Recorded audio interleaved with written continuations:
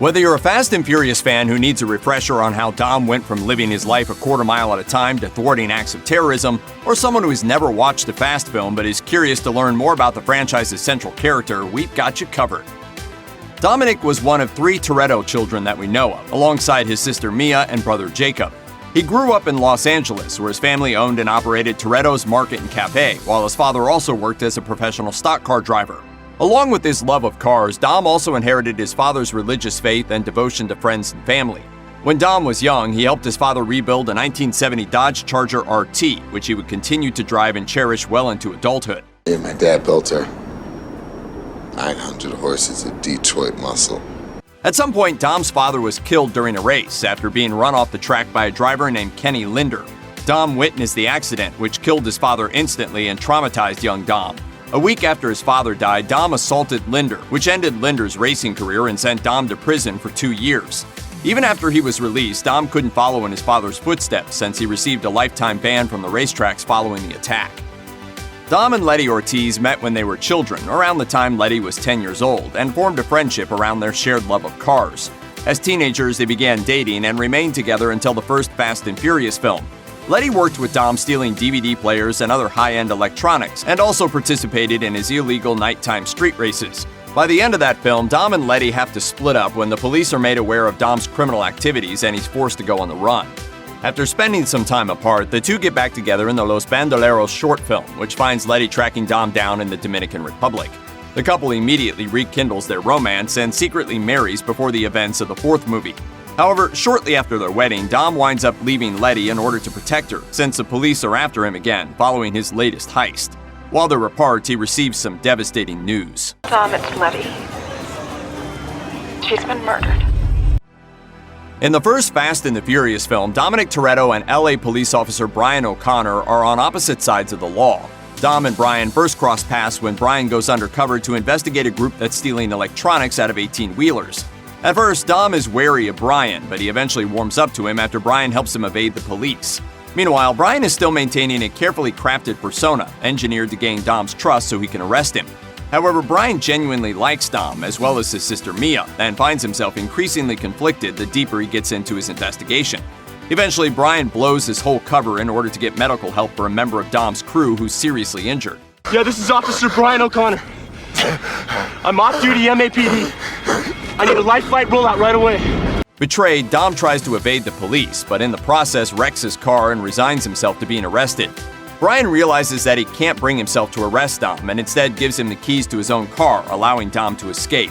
At first, Dom and Brian don't keep in touch, and Brian remains a police officer. But by the end of the 4th film, Brian finally cuts ties with the law in order to break Dom out of prison, showing once and for all that he considers Dom family. Dom tells Brian in The Fast and the Furious that he would rather die than return to prison, but that isn't enough to dissuade Dom from engaging in criminal activities. After the first Fast film, Dom graduates from stealing electronics to stealing tankers full of fuel, and in Fast and Furious, he kills the man responsible for Letty's death by ramming him with a car. Although Brian advocates hard for clemency for Dom after he helps him capture a notorious drug dealer, Dom is arrested and sentenced to 25 years to life in prison without the possibility of early parole. Before he can serve any of his sentence, Brian and Mia, along with 2 of Dom's friends, chase down the prison bus transporting Dom and break him out. Afterward, Dom flees the country and commits various heists, culminating in the spectacularly dramatic robbery of a drug lord who had attempted to extort him. This causes him to be pursued by Luke Hobbs, who later enlists Dom's help in apprehending the terrorist Owen Shaw. In exchange, Hobbs arranges for Dom's criminal record to be expunged, allowing him to return to the United States. Dom meets police officer Elena Neves during the events of Fast 5, during which she works alongside Hobbs to oppose Dom and his crew. But early in the film, Dom saves Elena from the drug lord's men, which begins to change her opinion of him. By the end of the film, Elena and Hobbs have joined forces with Dom against their common foe, after Dom saves them on several occasions. Later, Hobbs decides to give Dom and his crew a 24-hour head start before he begins chasing them, as thanks for all of Dom's help. However, rather than remain in Rio as a police officer, Elena chooses to follow Dom to Spain, where the 2 of them begin a romantic relationship. At the beginning of Fast and Furious 6, they're still together, living together on the Canary Islands. But when Dom discovers that Letty is still alive, Elena graciously bows out of the relationship, allowing Dom to return to Letty with a clear conscience. In Fast and Furious 6, Dom learns that Letty is alive but suffering from amnesia. It turns out Letty survived the accident that supposedly killed her but lost her memory. When Owen Shaw went to the hospital to kill her, he changed his mind and brought her into his crew instead. Knowing Dom will do anything for Letty, Hobbs asks for his assistance apprehending Shaw in exchange for a full pardon. At first, Letty has no memory of Dom and doesn't hesitate to work against him, but when Dom risks his life to save her, it sparks a dim flicker of recognition. She eventually switches sides to help Dom, even though she still doesn't remember him. She stays with Dom at the end of Fast and Furious 6 and continues working with Dom and his crew throughout Furious 7. Eventually, Letty gets her memories back during Furious 7, at which point she remembers her wedding to Dom. Dom and Letty finally take their long overdue honeymoon at the beginning of Fate of the Furious, although like most things in Dom and Letty's relationship, it doesn't exactly go according to plan.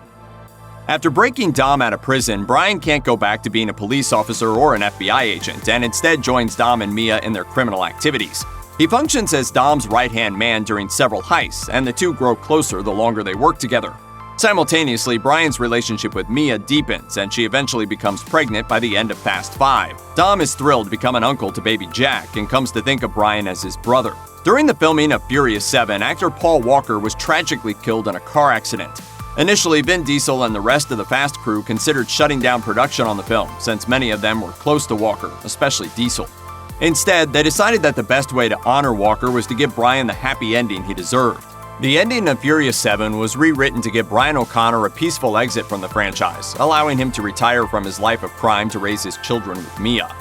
Although Brian is alive and well in the Fast and Furious movies, he's often talked about as someone who is deeply and profoundly missed, subtly breaking the fourth wall so the films can acknowledge the painful loss of Walker while still allowing Brian to live on. You'll always be with me. Change the game without even knowing. And you'll always be my brother. While no one in the Fast films has been as close to Dom as Brian or Letty, he's always surrounded himself with close friends that he refers to as his family. While the cast of secondary characters Dom has surrounded himself with fluctuates for the first few films, he now has a core group of associates he relies on for pretty much every mission he goes on, each with their own particular skill set. Roman Pierce was actually Brian's friend first, and was roped into his first Fast escapade during the events of Too Fast, Too Furious. Brian later enlisted him to help with a heist in Fast 5, touting his ability to talk himself out of any situation, and he's been an integral part of Dom's crew ever since. Acting as a counterpart to Roman is Tej Parker, a skilled hacker and engineer who also made his first appearance in the second film, but officially joined in the fifth. The most recent addition to the crew is Ramsey, a hacker and innovator who joined the crew in Furious 7. Luke Hobbs has also been a regular member of Dom's crew since Fast 5, but they've since gone their separate ways, mostly so Hobbs can spin off into his own franchise. Dom's crew also occasionally includes his friends Leo and Santos, although they don't appear to be as close to Dom as the others. Being a part of Dominic Toretto's family is not without risks, and several of Dom's associates have lost their lives as a result of their association with him. The first to fall was Jesse, who worked in Dom's auto shop in The Fast and the Furious and was killed in a drive-by shooting. Next to go was Vince, Dom's childhood friend who was part of Dom's crew in the first film, then dropped off the grid for a while before returning in the fifth film. Vince resented Brian for his influence in Dom's life, but cared about Dom enough to name his son after him. Vince was killed during an effort to save Luke Hobbs. Then there are the losses that had an even larger impact on Dom and the rest of his crew. Giselle Yashar initially worked for an opponent of Dom's in the fourth film, but wound up switching sides when Dom showed that he valued her life more than her employer. Han Solo met Dom in Mexico between the first and fourth films and worked closely with him ever since. Han and Giselle got together in Fast 5, but she sacrificed herself to save Han in Fast and Furious 6. Grieving, Han moved to Tokyo, where he was run off the road and supposedly killed by Owen's brother Deckard Shaw in the Fast and the Furious Tokyo Drift. The loss of Han motivated Dom through the events of Furious 7, but as the trailers for F9 have revealed, Han is actually still alive, somehow. It's easy to wonder how a franchise that started out with small-scale electronic heist has somehow graduated to nuclear terrorism. The truth is that the shift wasn't all that gradual. In the first film, Dom and his crew were stealing DVD players and running an illegal street racing ring. Too Fast, Too Furious and Tokyo Drift both follow characters other than Dom, but by the fourth film, although Dom's targets have gotten bigger, he's still largely pulling the same sorts of heists. A fuel tanker is much bigger than a DVD player, but it's still executed in much the same way as his earlier schemes. Then in Fast 5, the whole franchise pivots in the extreme, when Dom and his crew go from stealing cars to planning an elaborate high-speed heist to steal an entire bank vault. In the film, this is motivated mostly by revenge, but practically it was an effective way of rejuvenating the franchise by adding more ridiculous action and high-energy fun. From there, Dom's team quickly morphs from petty thieves into an elite mercenary squad that keeps getting hired to take down increasingly ambitious and diabolical baddies. Does it make real-world sense? No, but in the Fast and the Furious universe, it somehow works. At the beginning of The Fate of the Furious, Dom is ambushed on his honeymoon by a terrorist named Cypher, who forces him to assist her in her plan to start a nuclear war, pitting him against his own crew. It's hard to imagine anything that would cause Dom to betray his family, but Cypher finds the one thing that Dom would cherish even more than his chosen family, his infant son. It turns out that when Dom found out Letty was alive and Elena stepped away from their relationship, she was actually pregnant.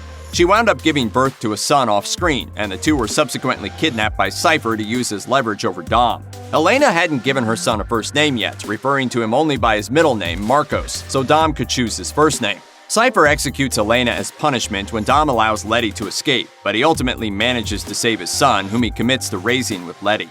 At the end of The Fate of the Furious, Dom introduces his son to his crew by his new name. Everyone,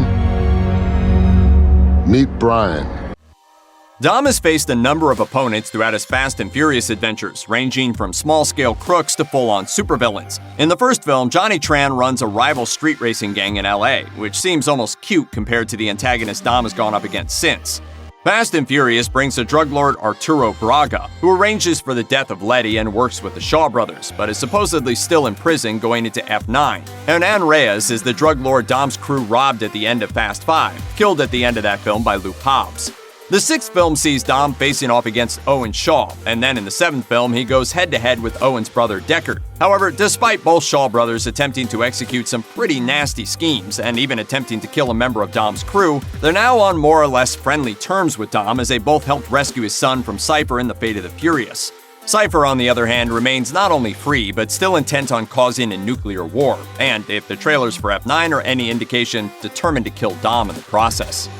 Check out one of our newest videos right here. Plus, even more Looper videos about your favorite stuff are coming soon. Subscribe to our YouTube channel and hit the bell so you don't miss a single one.